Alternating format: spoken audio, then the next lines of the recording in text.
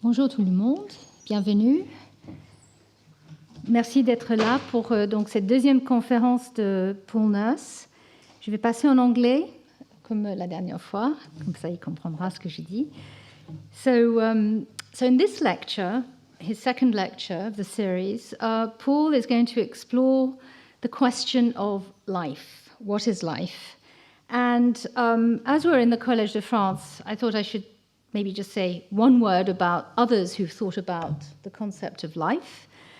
I won't say much, but Michel Foucault, for example, thought a lot about what is life at the center of politics, and reading a little bit about what's happening today in the world, I think it would be very timely to revisit Foucault and his thoughts on what life is today. But I'm going to turn to Paul, who is thinking about the basic principles of life and what they mean. And much of, I think, his presentation will be about the cell, which is the unit of life. But what is it actually about? What does that mean? What does life represent? And I think what Paul will be exploring with us is what is living and what isn't. Faced with a pandemic where we have a virus that raged, is a virus a living entity or not? And what is it about life that allows the propagation of our species amongst others? So I won't say very much more, but I think that the book that Paul wrote and published last year under this very title, What is Life? I actually bought it in St. Pancras station one day when I was on my way back to Paris. And I actually read it. And I did actually learn something, a lot actually. And I won't go through the various principles that Paul evokes in there. But I realized that this wasn't the first book on life that had been written. There have been a couple of others, one by Haldane and one by Schrödinger.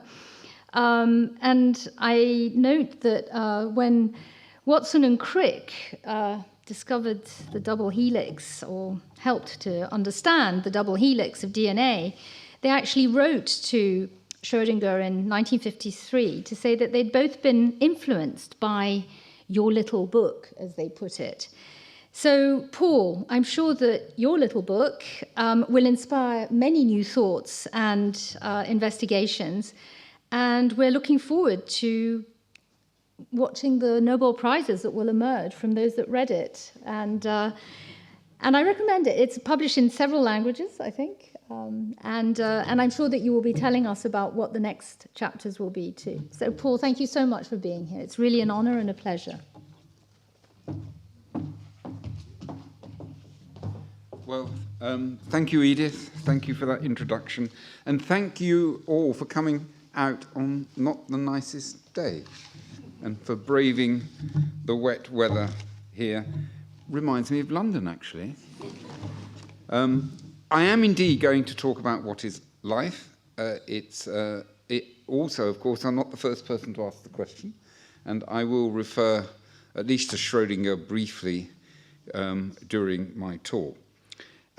It is one of the fundamental questions in biology. You could almost say it is the fundamental question in biology. It's an easy question to ask, not so easy to answer, and I will not give you a satisfactory answer, but I hope I will give you an answer that will interest you. Where do we start? We start with the bewildering diversity of life as we know it on this planet. All around us are bacteria, fungi, plants, insects, other animals, including, of course, ourselves, human beings. The living organisms that we find here, found on Earth, are, of course, physical entities. They maintain themselves, they grow, they self-organize, they reproduce. But what is it that links all this extraordinary diversity together? And I've put up here one example of life. It's a yellow brimstone butterfly. I like insects. And this butterfly flits about our gardens in early spring. So the question I'm asking really is, what is it that links butterflies like this to all other living things on the planet, including ourselves? And that's the question I want to address this evening. And through that, what are the core principles, as Edith has said, that underlie life, that define life? As Edith has said, this question has been looked at by others. This is the title of page of... Now, I had this problem last time. Let's see. Yes, this is the title page of the book to which she referred, What is Life? By the famous physicist Erwin Schrödinger. It's the only piece that he really wrote in the life sciences. He wrote it in 1944. It was quite influential at the beginning of molecular biology, influential for me when I first read it, which I have to say is now half a century ago. Hate saying that, but half a century ago. And I will quote a couple of passages from it a bit later.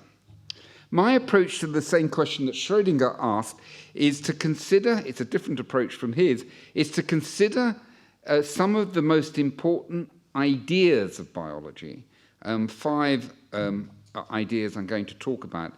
And I want to start by saying biologists don't talk enough about ideas. Physicists love it, okay?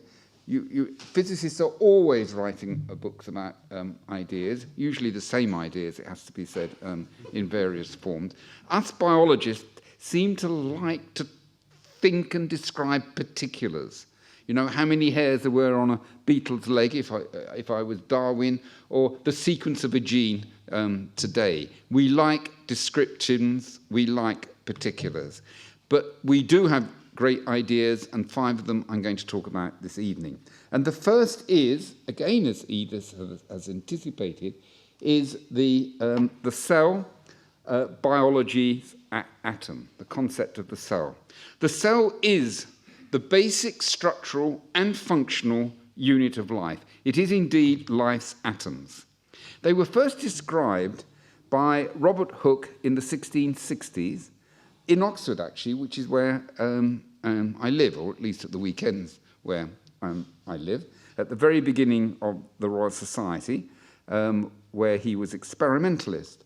And what he did is, using a microscope similar to the one you see on the left there, he took a piece of cork, took a thin slice of it, looked at it under the microscope, and you see the illustration on the left there, which he drew and published in a book called Micrographia. I put a scanning EM on the right to show what it would look like today.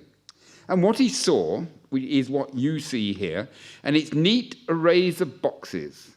And he called them cells after the Latin word cella for small cubicle, and that's the origin of cells, the first discovery of it.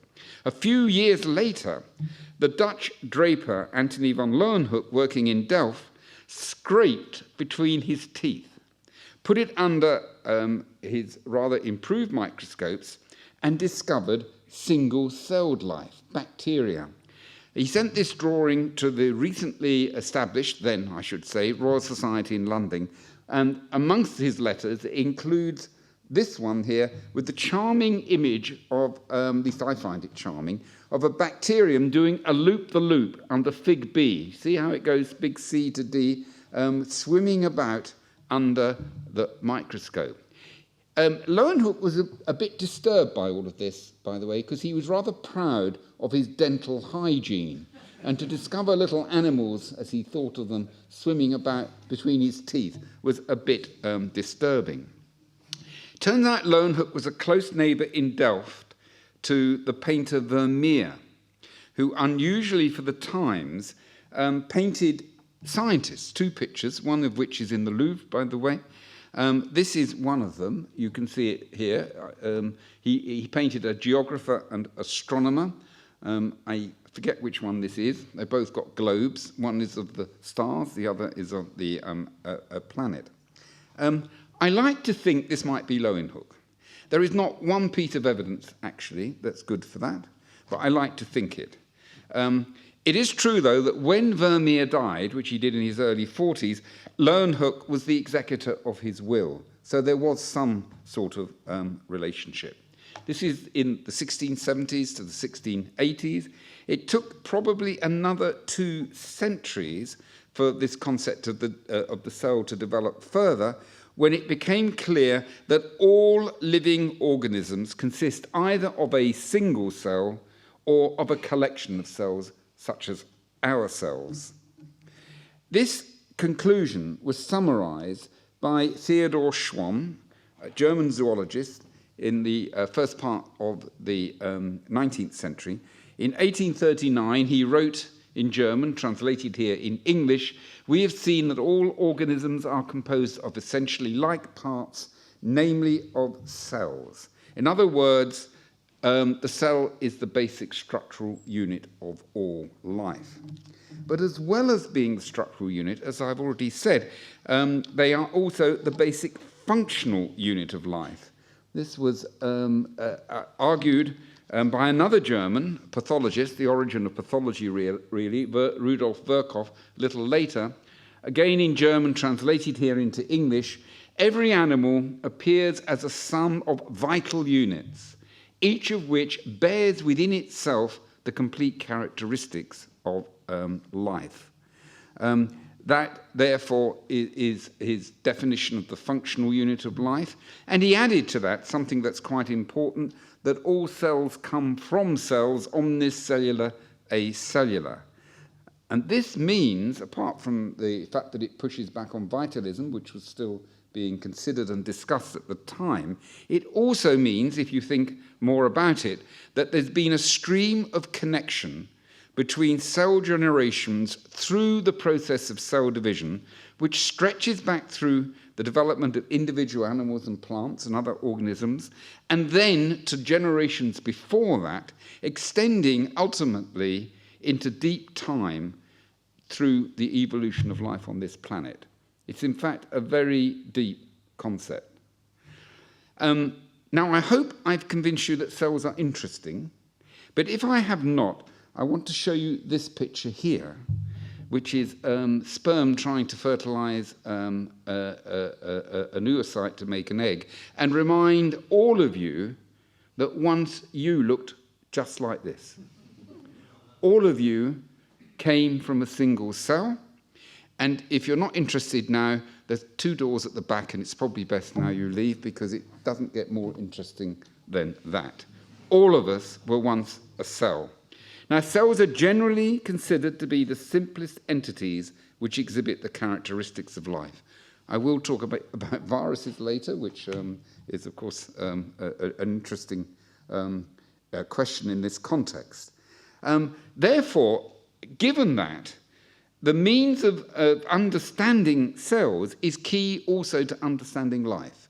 In other words, in a very fundamental way, if we can understand what it is about a cell that makes it living, we do understand life. And the advantage of dealing with a cell is it is rather simpler than more complex living entities such as our cells. And that is why I shall focus most of my attention on cells and how they work. Now, cells, this is a modern picture of a cell, they're bounded physical entities. I want to say that so that when I'm asked about computer programs and if they are alive, I can already push back on that. They are bounded physical entities. Note what I said there.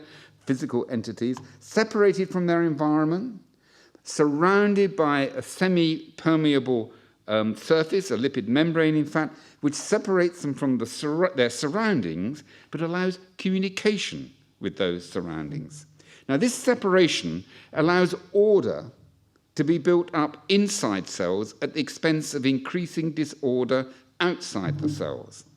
And this arrangement means that, of course, life does not contravene the second law of thermodynamics, which states that the universe as a whole is moving towards disorder. I mention this because this is something often troubles physicists thinking about life, and indeed troubled Schrödinger. But it is not really an issue. Schrödinger did mention this here. This is 2 quotes from him. an organism's astonishing gift of controlling a stream of order on itself and thus escaping the decay into atomic chaos. It does indeed escape it. It is to do with order, but it isn't a challenge to the second law of thermodynamics, so we can relax about that. The second sentence I extracted from his book is a connection to the next idea I want to discuss with you, and that is these chromosomes. He was talking about chromosomes, which are common, of course, to all cells, contain in some kind of code script the entire pattern of the individual's future development and functioning. And this is an introduction to the next idea I want to talk about, which is the gene, and how the gene explains the mysterious phenomenon of inheritance. Now, this is the idea of the gene as the basis of heredity. And it had its origins with the work of the Augustinian monk, Gregor Mendel, shown here, who became abbot of Brno Monastery in what is now the Czech Republic, but was then the Austro-Hungarian Empire. And he published his experiments about this in 1865, in the middle of the 19th century. And he tackled the problem of inheritance by carrying out many crosses of pea plants, which exhibited different characteristics, and then analysing the outcomes of the progeny, and these were thousands of progeny, which were formed in these crosses. I visited his monastery, actually in 1981, when I was almost a child, and visited the monastery just to see where he did this work. And this was his garden. This was, I got this photograph when I was there in 1981. And you'll see it was actually quite a big garden. And if I were to tell you that in addition to this garden, he had a greenhouse that was a similar size, you sort of realize that what we were looking at in this monastery was actually a research institute in the middle of the 19th century. And sometimes we don't fully appreciate that the origins of very important concepts in science have come from unexpected sources. In this particular case, of course, from a monastic order which was devoted to teaching local high schools, in fact, students, but also had a great interest in research as well, and were prepared to fund the research by building gardens and greenhouses for discovery research. Note that funding organizations in this country and every other country in the world. Anyway, this was Mendel's garden. He crossed various different types of pea plants, and some examples are shown here. They were tall ones, short ones, different colored flowers, different types of seed shape. By the way, before he decided to work on pea plants, he did preliminary experiments with about 5 or 6 other species, and his preliminary work, he could make no sense of it at all. So he took the bold step of simply abandoning them and forgetting about it, and only working on the one system that he could make some sense of, which was pea plants.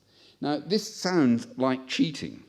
And of course, it is a bit like cheating, but had he immersed himself in all the complexities of the other plants, where the characteristics turned out to be determined by multiple genes and therefore completely incomprehensible, he would never made progress. There's a lesson for us there, and that lesson is work on biological material that you might have a hope of understanding, and if you understand that, you might then be able to project it elsewhere where it's more complicated.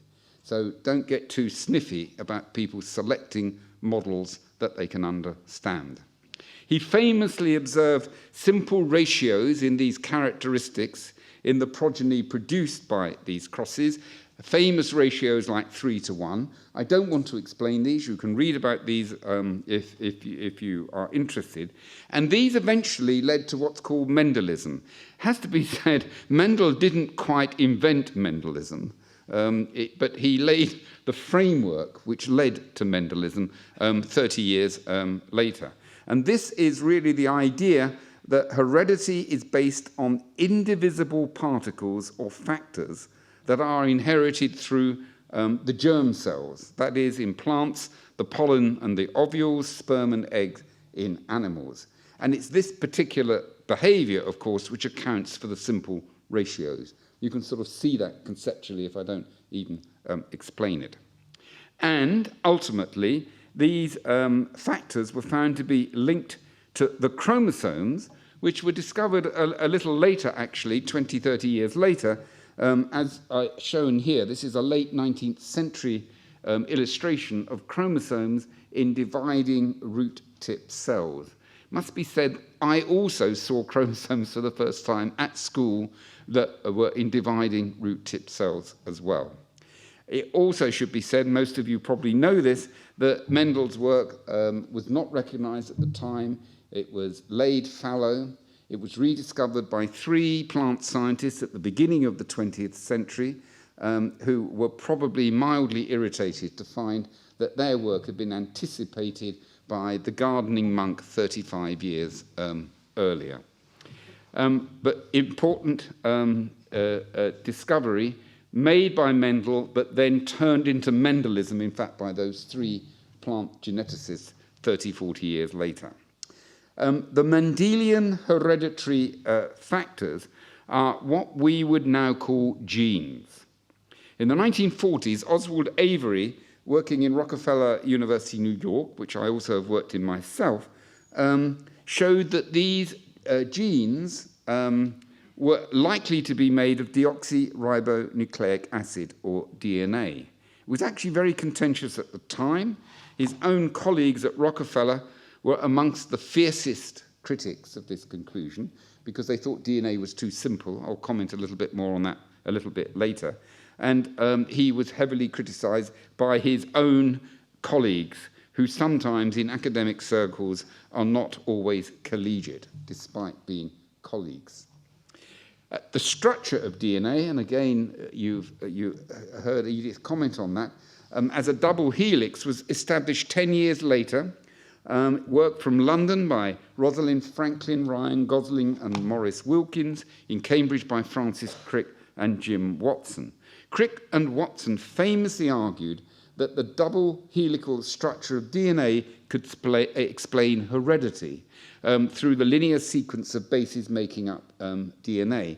And I'll say a little more, some more about that later. Here what we see is the DNA and the chromosomes coming from, the nucleus in the cell, the chromosomes there, being unraveled and magnified until you can see the double helix appearing, which is seen now in the more conventional picture here of the picture of DNA as a twisted ladder, as you can see at the top. Now, when the rungs of that ladder, which are made up of the links between complementing bases which pair each other, when those rungs are split, so the bases are separated, then they can be copied, as you see here, to produce 2 new identical helices. In other words, each of those single chains acts as a template for new strands. This, of course, very simply, and this is what Watson and Crick fully recognize, this explains how the DNA is copied during cell reproduction and is the basis of heredity. It also, of course, coincides with Schrödinger's code script and the permanence of the gene between generations, because DNA is precisely copied every time a cell divides. The sequence of bases encoding the genetic information is kept stable in the middle of that DNA polymer double helix. Crick and others went on to propose what we now call, or he named, the central dogma, showing here. And what this describes is how the sequence of bases that make up a gene in DNA at the top part there is copied or transcribed from DNA to ribonucleic acid, or RNA, and that acts as a messenger from the nucleus to the cytoplasm, where the chromosomes are located in the nucleus, to the cytoplasm where the proteins are made. And the sequence of messenger RNA determines the primary sequence, and that's shown at the bottom here, of the structure of proteins. And I shall expand a little bit more on that a little later. But this led to the conclusion, actually based on quite clever fungal genetics, is that there's one gene that encodes for each protein. One gene, one protein. Now, these discoveries were made in the second half of the 20th century, and they laid the foundations for molecular biology. And these are critical for understanding life. Central to this is the genetic code. The genetic code is written in 4 letters made of the 4 bases adenine, thymine, cytosine, and guanine, with information stored in a linear form. And this way of storing information is the same as sentences in a book, the words I am speaking here, which are also linear in form, or bytes in a computer, which are also in a linear form. It, of course, means that the linear digital storage of information was invented by life at the dawn of life over 3 billion years ago, before the computer age. We humans don't discover all that much which is new, it seems.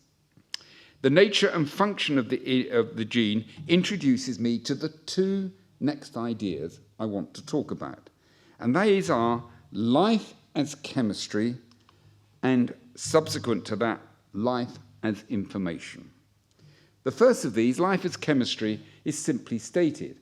That is, that the basis of life is determined by chemical activity and physical forces.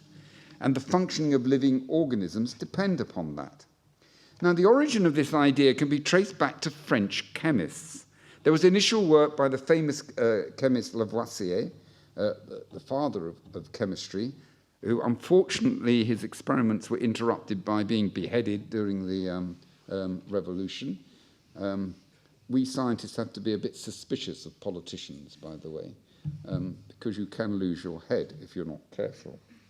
But after that initial work, it was Louis Pasteur, the brilliant Louis Pasteur, shown here, carrying out experiments on sugar beet fermentation in the north of France, which led to the concept that life is based on chemistry.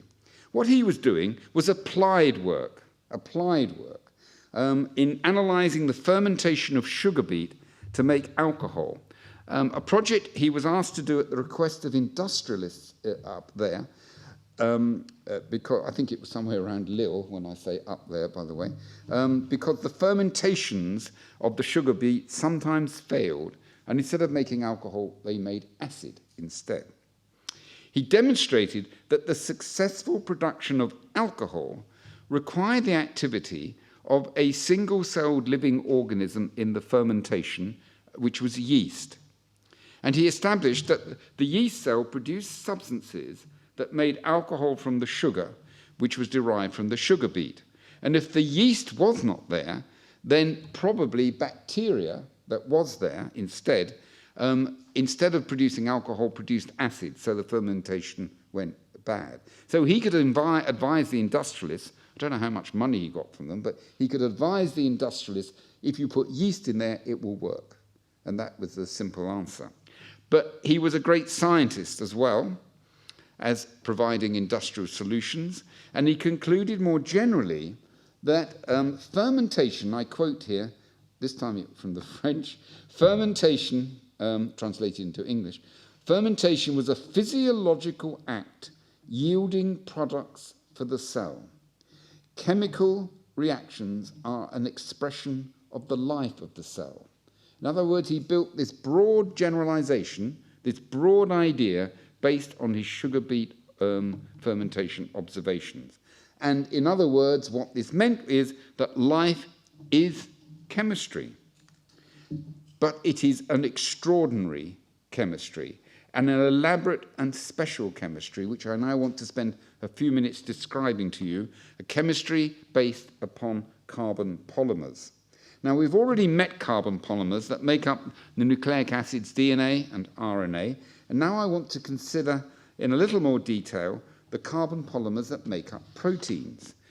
Carbon that is so central to life, by the way, has its origins in the centers of dying stars. That's where carbon comes from. We literally have our origins in the stars, and it's one of the more common elements, not the most common element, but one of them in the universe. Now, the substances from yeast that Pasteur postulated are, in fact, proteins.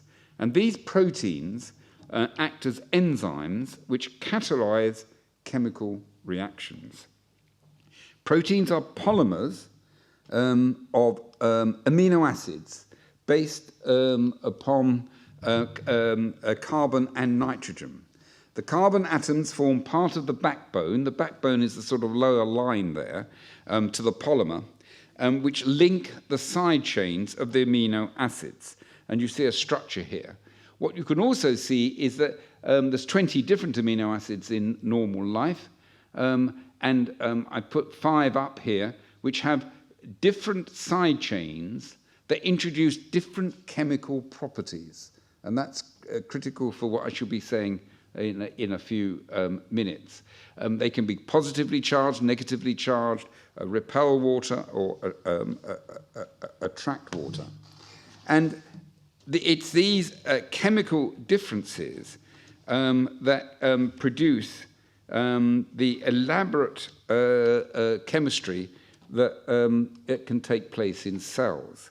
If we look at that structure a little bit more, you can see clearly the carbon and nitrogen backbone, and then different amino terminals, different side chains, which are represented by these letters R that you saw on the previous slide. The result of all of this is a wide variety of chemistry that can produce elaborate structures which carry out many and varied chemical reactions. This contrasts with DNA. DNA is boring. It's stable and boring chemically. It's not chemically diverse. Indeed, it's this dullness, which is why Avery's colleagues at Rockefeller opposed his ideas. It was just too simple to be true. But the chains of amino acids making up protein polymers can fold up in many ways. And this is a chain, as you can see, of amino acids, a couple of hundred or so there. And that the properties of these different chemical components in different places in that chain can result in a three-dimensional structure, shown here, made up of different billiard balls, and the billiard balls are colored in different colors to indicate that there are different chemical entities in different places in the molecule. And it's this chemical richness which is the reason why there are so many enzymes that can carry out so many different chemical reactions, because this is hugely varied. In short, these proteins are chemical machines. These machines produce a huge range of different chemicals which are required for living things to work. They make new molecules, they can break molecules down, they can recycle them, they can generate complex, larger assemblies which can synthesize polymers of nucleic acid, protein, lipid, and carbohydrates. These chemical machines can also do physical work. They can make motors, which carry cargoes around the cell on protein-based trackways, like little railway tracks.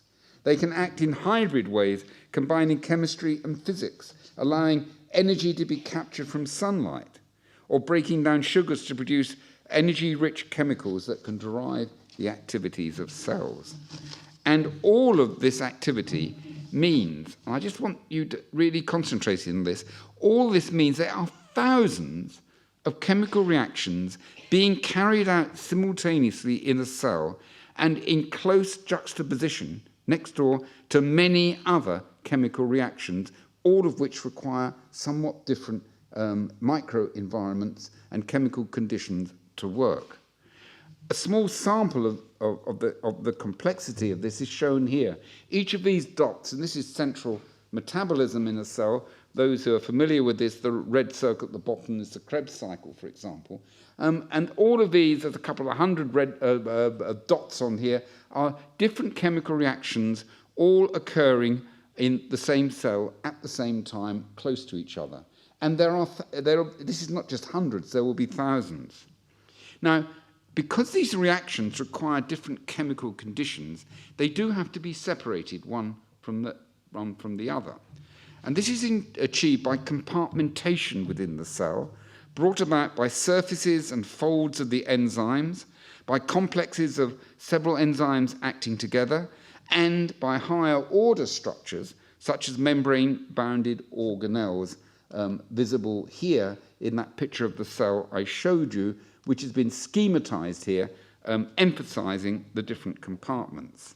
And what I want to emphasize is we tend to look at cells not exactly statically when you see structures, but what you're actually looking at when you look at the structure of a cell is a huge diversity of chemical microenvironments, each establishing different chemical microenvironments, allowing different chemistries to be carried out. However, that chemistry, if it's to have a purpose, must act together as a whole.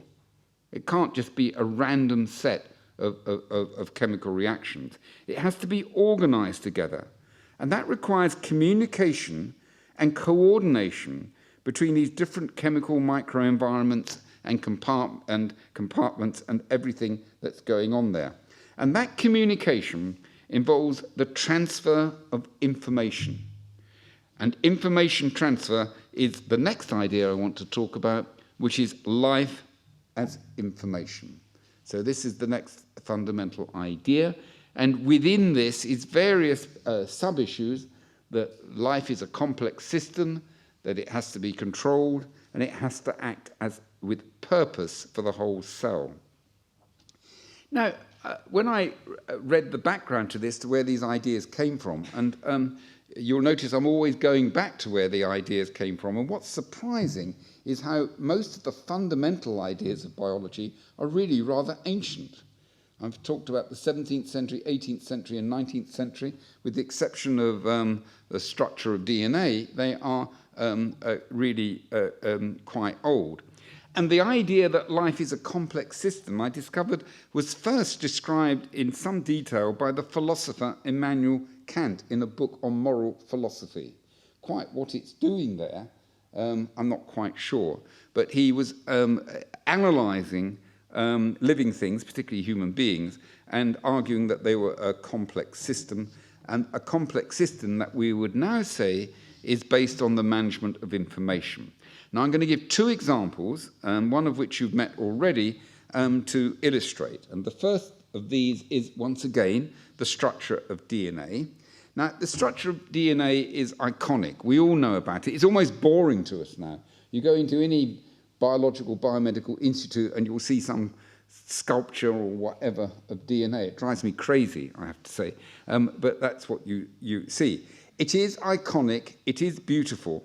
But the real beauty in it lies in the fact that it only makes proper sense when it's recognized what this represents is a digital information storage device. That's what it is, one that is written in the linear script of 4 letters that we've already discussed. And that is beautiful, and it's a beautiful idea.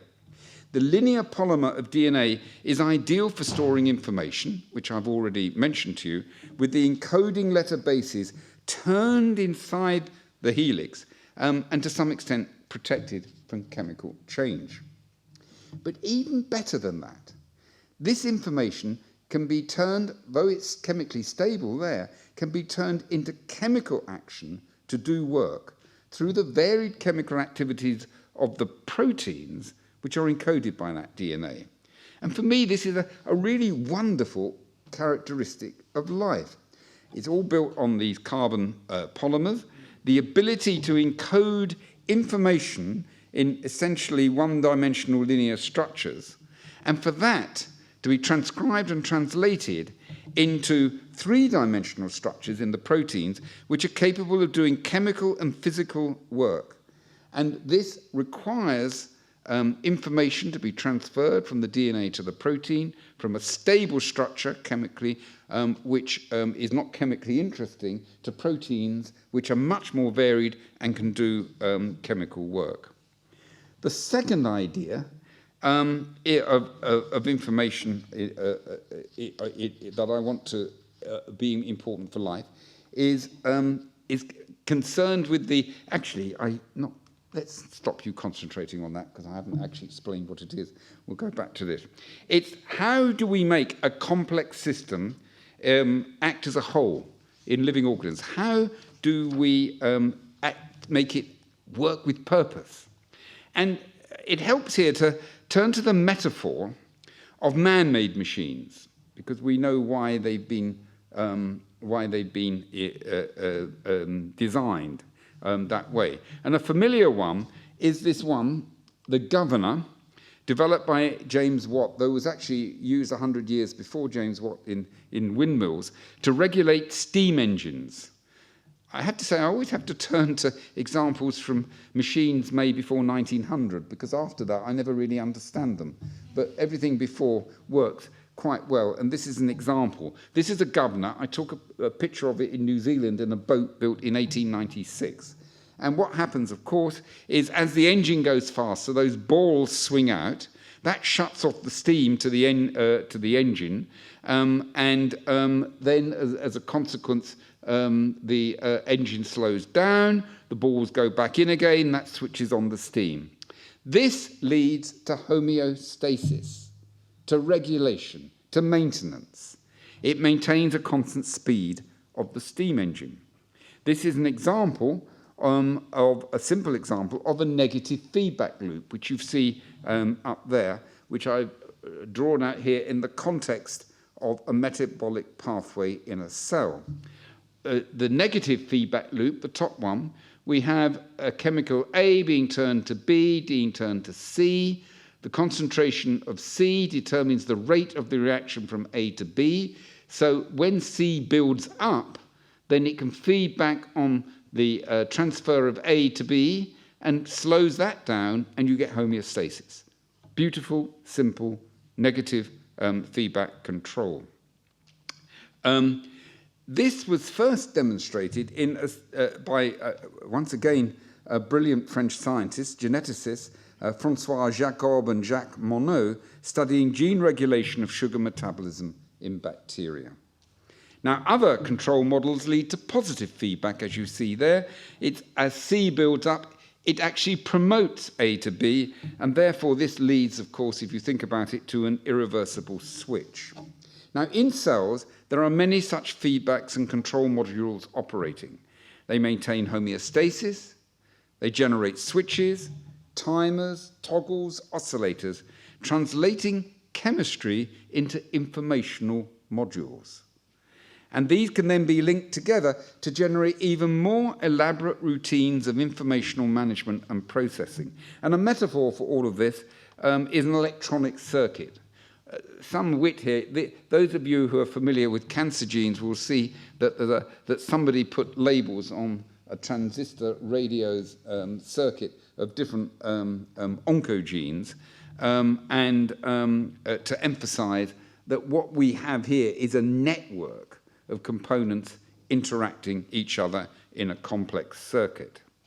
So this metaphor of a hardwired system is useful, but perhaps a better metaphor for living systems is, rather than hardware, is the term wetware, which was invented by a systems biologist called Bray, because the components in the cell can be linked together and relinked together in different ways, communicating by solution chemistry, because you're transmitting information from one component to another through solution rather than hardwired together. And this obviously will increase the versatility of control modules, and also, I'm afraid so far, is completely understudied, but I'm sure will turn out to be important.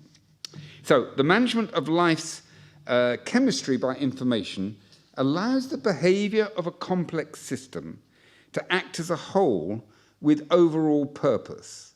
I'm using that word because I think it might promote some questions. I'm not thinking of the word purpose as in the human brain. I'm thinking that it behaves as a whole. The cell is behaving as a whole, a purpose such as reproducing itself, making a butterfly, or maintaining our cells.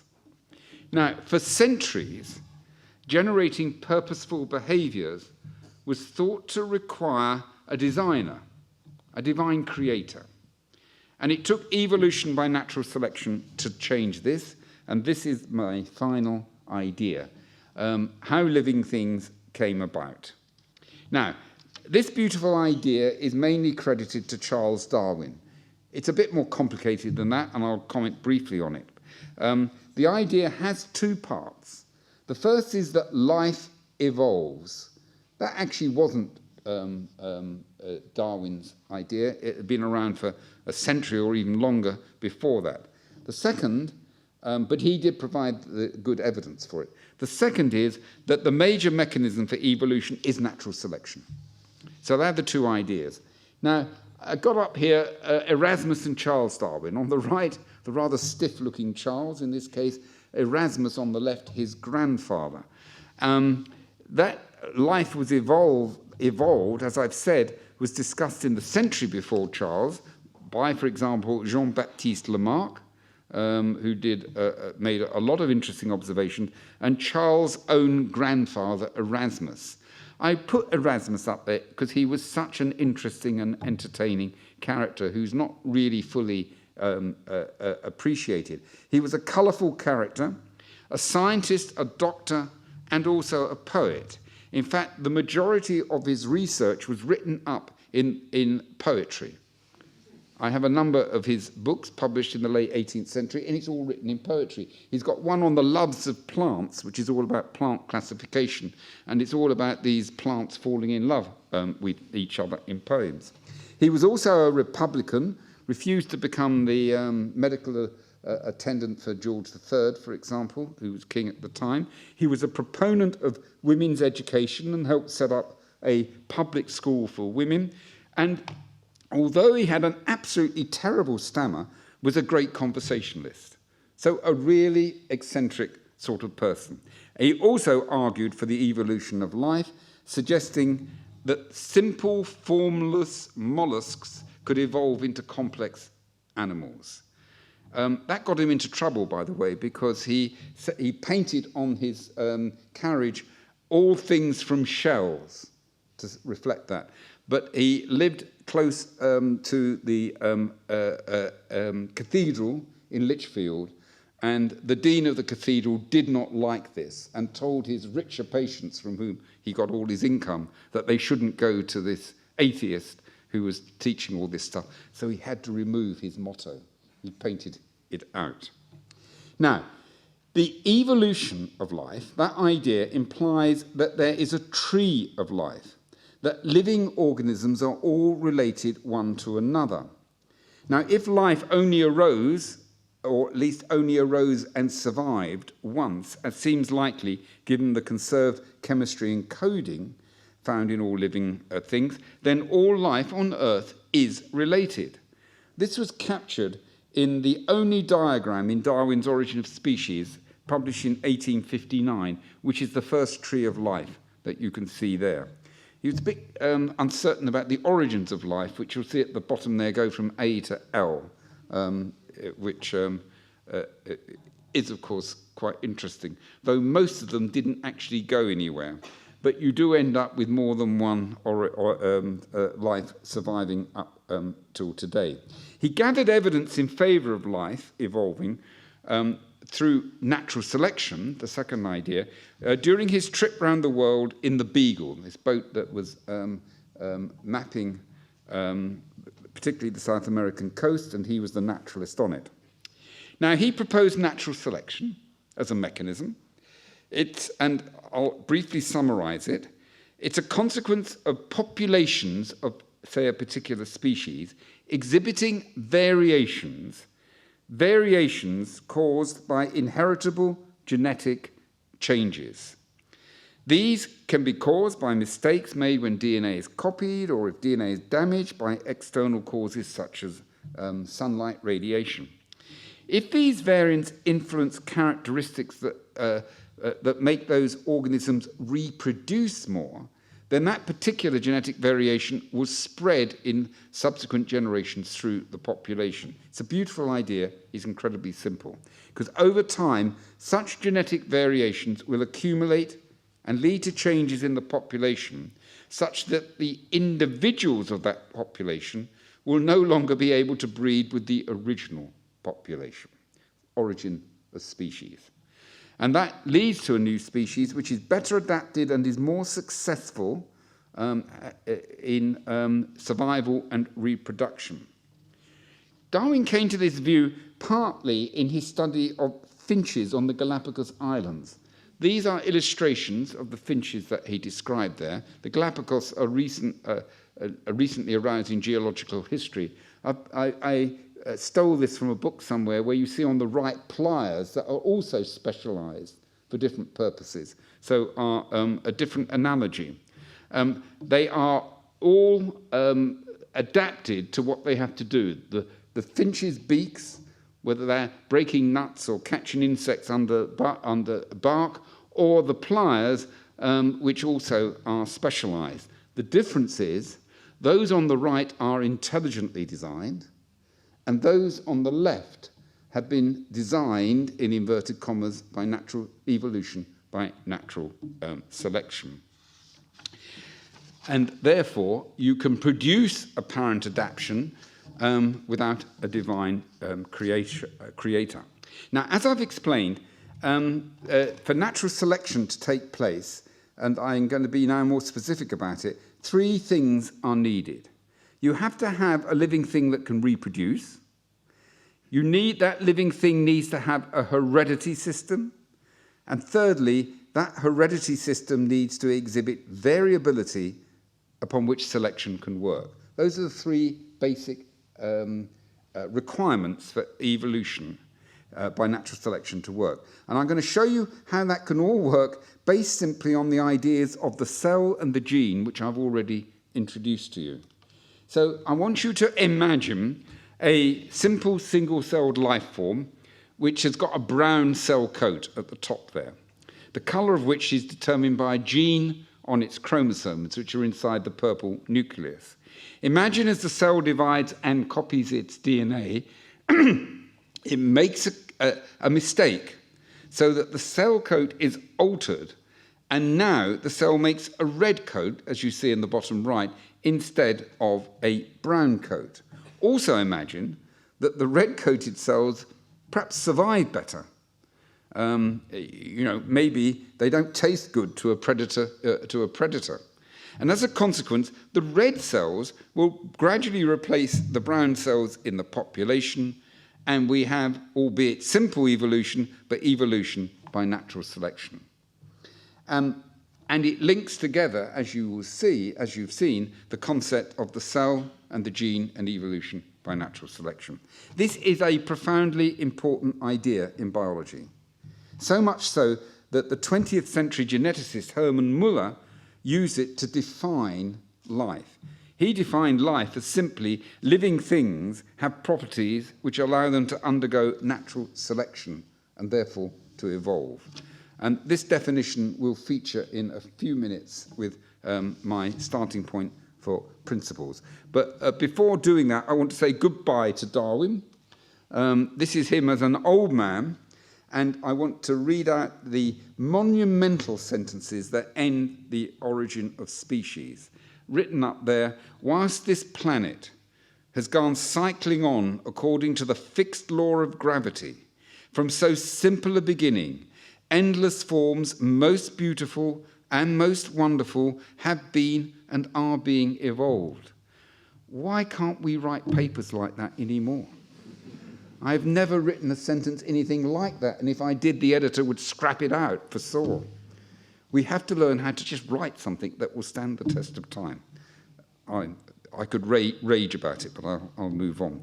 What he was doing here is note that he was relating his work in the life sciences to physics, to the great physicist Isaac Newton with the law of gravity, and therefore arguing that biology indeed has fundamental laws just like physics. We just need to discuss them more. Let me now return at the end of this talk to what is life, using the 5 ideas I've discussed with you to try and get further insight into life. I'm going to try and generate a few principles, but they are rather verbose, and I need to warn you they do not lead to a neat dictionary-like definition of life. But I can summarize them on these several slides. Firstly, living things are independent, bounded physical entities. So we can get rid of computer games, right? They are separated from their environment, but are in communication with their environment. This separation allows them to generate order and organization at the expense of increased disorder beyond their boundaries. The basic unit of life on Earth, on planet Earth, is the cell, and all multicellular organisms are aggregates of cells. Secondly, living things are chemical, physical, and informational machines. They construct their own chemical metabolism.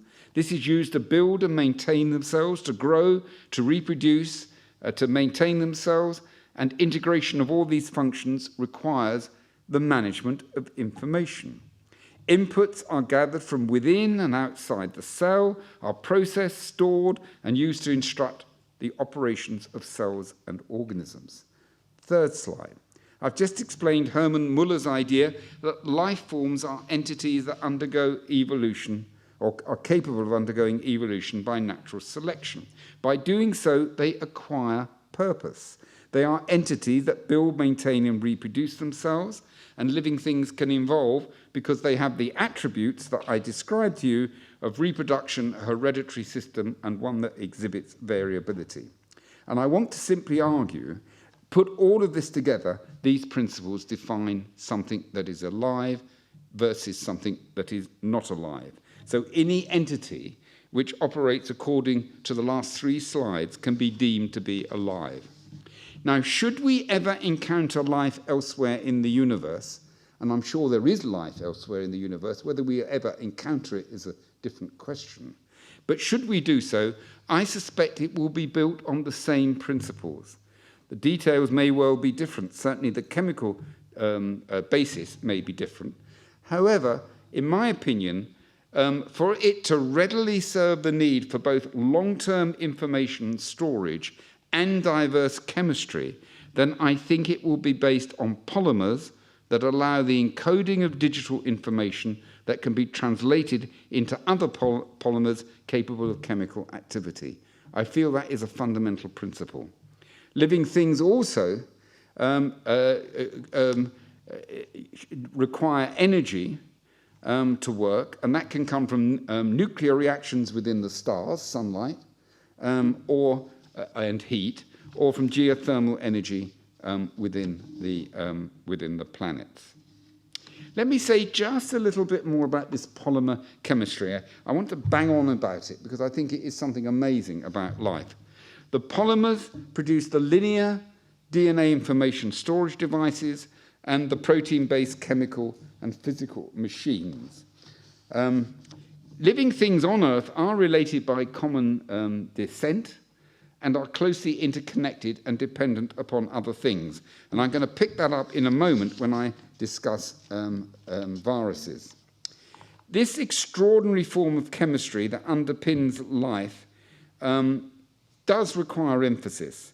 A central feature of it being built around large polymer molecules is that DNA can encode information and is a long-term reliable storage of that information, as we've seen here, and it shelters the information within itself.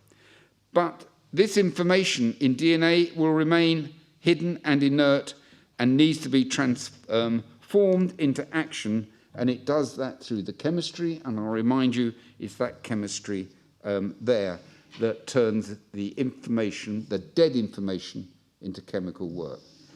Do you know, I cannot imagine a more elegant solution for life than this. Different configurations of linear polymers based on carbon generate both stable information, storage devices, and highly diverse chemical activities. And that's why I speculate that this is not only core to life on Earth, but also will be critical for wherever else life may be found in the universe. It is, of course, the chemistries could be different.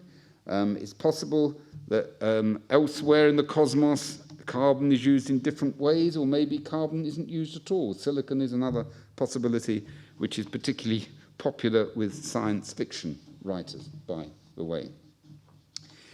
Now, viruses. When thinking about what life is, it's tempting to draw a very sharp dividing line between life and non-life. Cells are clearly alive, and collections of cells, our cells, are alive too. But there are life forms, like viruses, that have a more intermediate status. Here's an example of a virus. Viruses are chemical entities. They have a DNA or RNA genome, often with a protein coat that encapsulates the virus. They can evolve by natural selection, which is why we've had so much problem with COVID, for example. So they pass Muller's test. But viruses cannot reproduce themselves, which is, of course, a characteristic that I've already emphasized. The only way they can multiply is by infecting the cells of another living organism and hijacking that metabolism.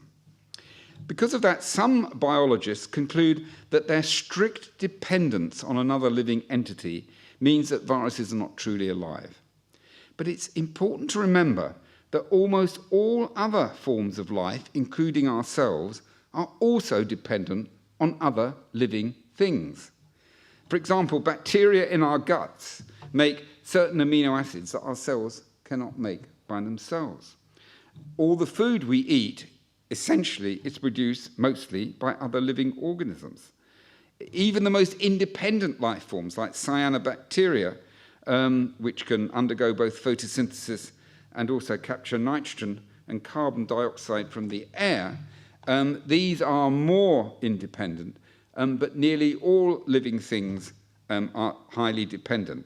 So there's a graded spectrum of living organisms that range from viruses through to the more self-sufficient cyanobacteria.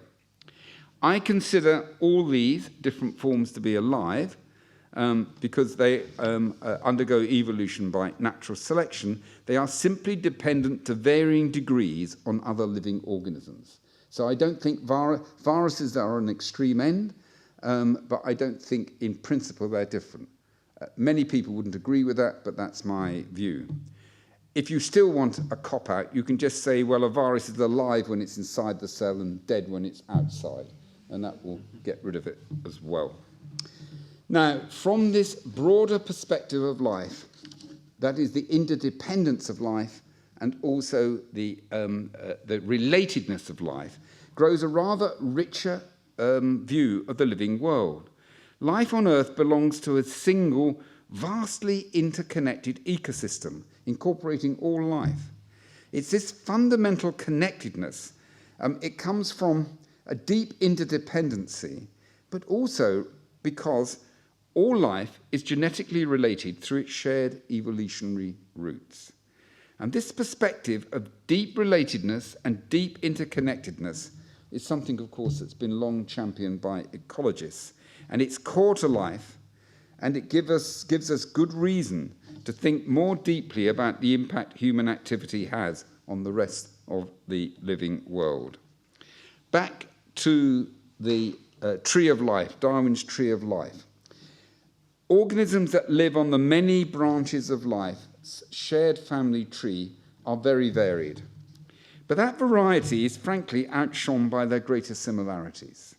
The basic details of their operation as chemical, physical, and informational machines are the same. These deep commonalities in life's foundations point to the striking conclusion that life as it is on Earth today started and survived only once. If different life forms had emerged several times independently and had survived, it's extremely unlikely their descendants would conduct their basic operations in such a similar way. So how did it start? I don't know how it started. It's a major question. DNA, genes first, or proteins first?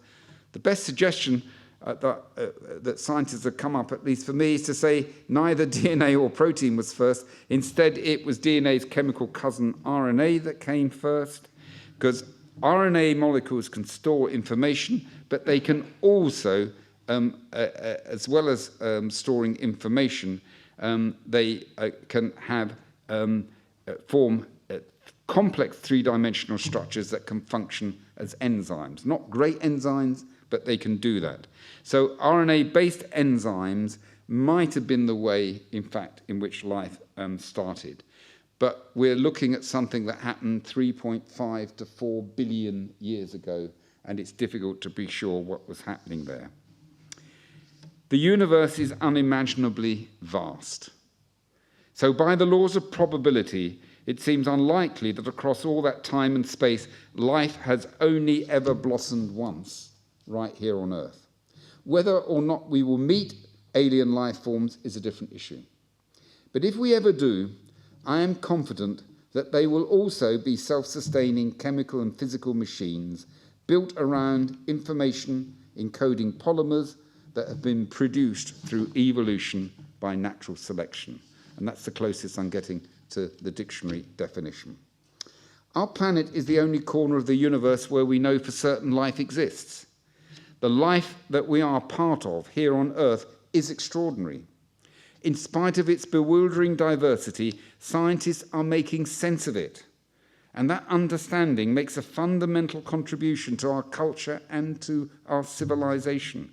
Our growing understanding of what life is also has the potential to improve the lot of humankind. But this knowledge goes further.